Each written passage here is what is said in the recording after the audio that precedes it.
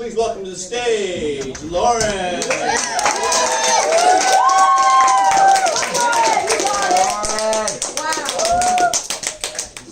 This is an awkward start. Okay.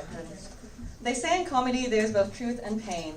And so I went through all of my insecurities, found all of my failures, and looked back at all of my, unfortunately, unforgettable, awkward moments in order to pinpoint the grandest joke ever.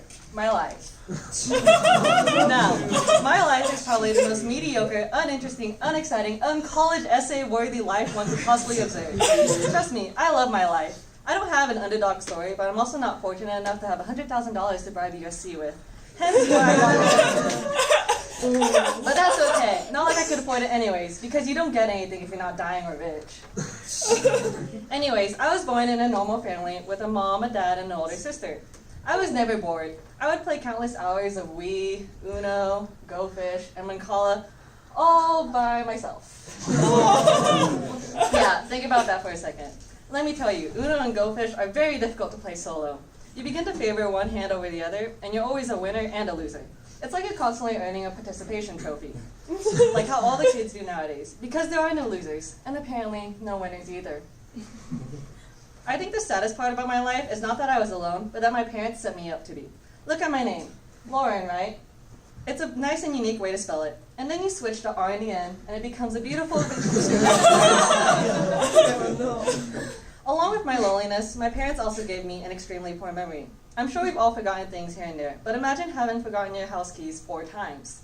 Welcome to my life. One of those times, my dad grabbed the shed keys instead of our house keys after my mom had reminded him to grab them. Being the frugal Asian he is, rather than calling someone and paying them to help us get in, my dad thought it would be more beneficial to stick my arm up the mail slot in the door in order to reach the doorknob. Because what other reason is there to have a child than to take advantage of their small stature and make them do the dirty work? But alas, it didn't work. My next idea was to use our drill and try to remove the door. Thank God we had the shed key instead of the house keys so we could access the drill.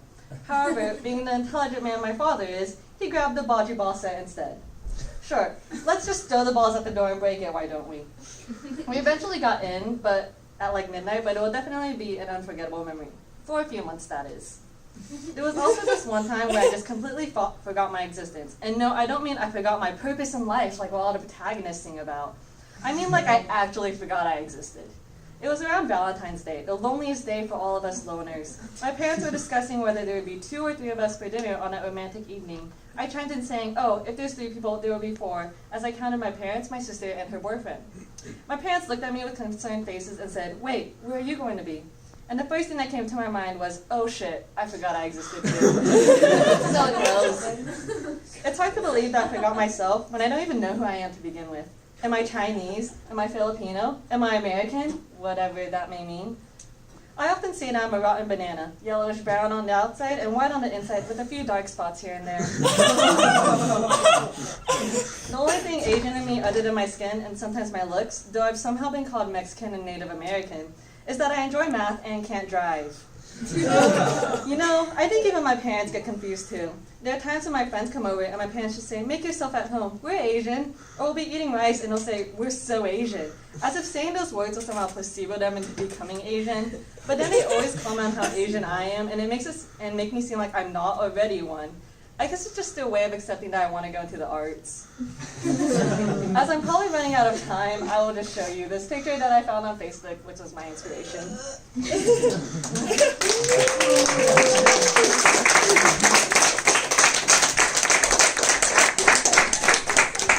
Thank you, Lauren. Please. About his life, and in that he makes it very comedic. So it's just like he chooses the good stories for it, and then also like adds some satire.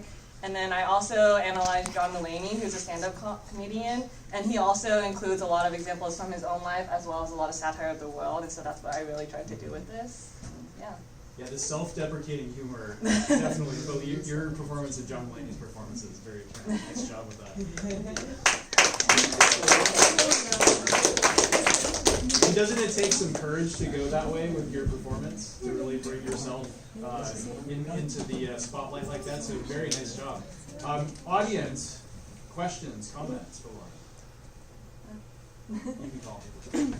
Okay, I don't know if you probably noticed, but I was pterodactyl screech laughing the entire time, so that's a good sign. Oof. Just honest. I should have been by my side. Just Yikes, man. Okay, final comments, questions? All right, you're getting the thumbs up from the audience. Nice job.